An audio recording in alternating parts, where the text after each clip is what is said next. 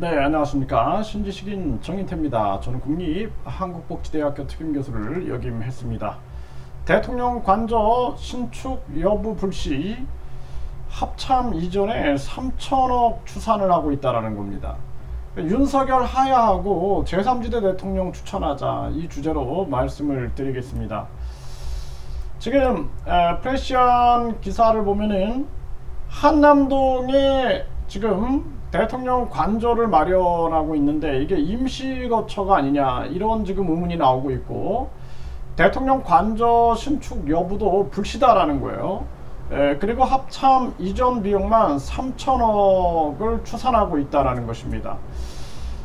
그래서 지금 사실상 윤석열 대통령 부부가 용산 한남동 공간 관저 사용으로 도미노처럼 밀려난 외교부 장관의 새 공간을 마련하기 위해 최소 24억 원의 예산이 추가로 든다고 주장을 하고 있습니다.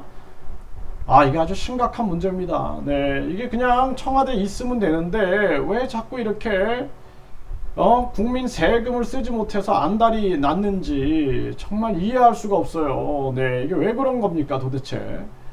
네, 그리고 민주당 조정식 의원실에 따르면 외교부가 청와대 비서실장 공간을 외교부 장관 주거용 공간으로 리모델링 하기 위해 올해, 그러니까 과거 청와대 비서실장 공간을 외교부 장관 주거용 공간으로 리모델링 하기 위해서 3억 5천만 원의 예산을 사용했다라는 거예요. 3억 5천. 이와 함께 청와대 경호처 별관을 외교부 장관 업무용 공간으로 리모델링하기 위해서 내년도 예산이 21억 7,400만 원이다라는 거예요. 21억 7,400. 그러니까 이게 결국에는 24억 원의 예산이 추가로 든다라는 거예요. 이게 도미노 현상이 일어나는 겁니다. 심각한 문제가 아닐 수가 없고요. 그리고 윤석열 대통령과 김건희 씨가 사용할 한남동 공간도 임시 거처일 수 있다라는 거죠. 임시 거처.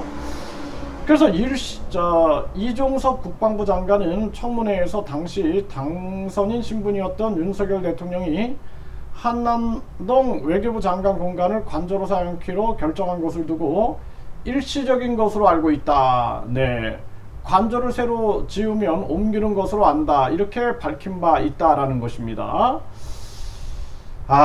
그래서 이런 보도들이 나왔다라는 거죠. 네, 그래서 한남동 새 관저에서 용산 대통령실 관저로 출퇴근하더라도 경호비용, 교통 통제 비용이 매일 발생할 수밖에 없기 때문이다라는 거죠.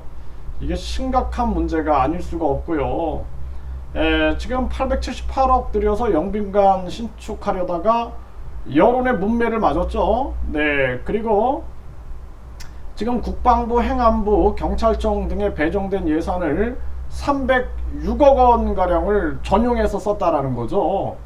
이 기가 막힌 일입니다. 이거 국힘, 이준석, 안철수, 윤석열 부부가 책임져야 됩니다. 네, 그래서 또 이종섭 국방부 장관은 청문회 과정에서 합참 이전 비용을 3천억 가량으로 추산했다는 게 3천억.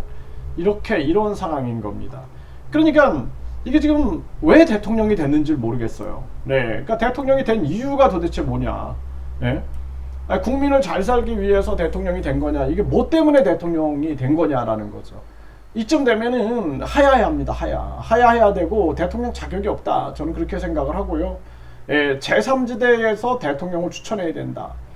지금 사실상 이 책임이 안철수, 이준석, 그리고 국힘, 윤석열 부부에게 있는 거예요. 이거 책임 물어야 되고, 민주당은 아예 자격이 없습니다. 그 사람들이 정치 잘못해가지고 지금 이 윤석열이 대통령이 된 겁니다. 반사 효과로. 그렇기 때문에 민주당도 자격이 없어요. 제3지대에서 진짜 국민을 생각하는 그러한 사람을 대통령으로 추천해서 대통령을 만들어야 된다. 저는 그렇게 생각을 하고, 그리고 지금 총선에서도 진짜 국민을 생각하는 사람들을 국민들이 추천해야 된다. 그래서 대통령, 국회의원, 국민 추천제 그 사이트가 있어서 국민들이 계속 추천을 올려가지고 국민들의 여론을 모아가지고 진짜 이제는 더 이상 우리 국민들이 속아서는 안 되고, 그리고 진짜 국민들의 세금을 피처럼 생각하고 국민들을 향하여 눈물을 흘리고 그런 대통령이 나와야 된다. 이제는 윤석열 하야가 정답이 아니냐, 저는 그렇게 생각을 합니다.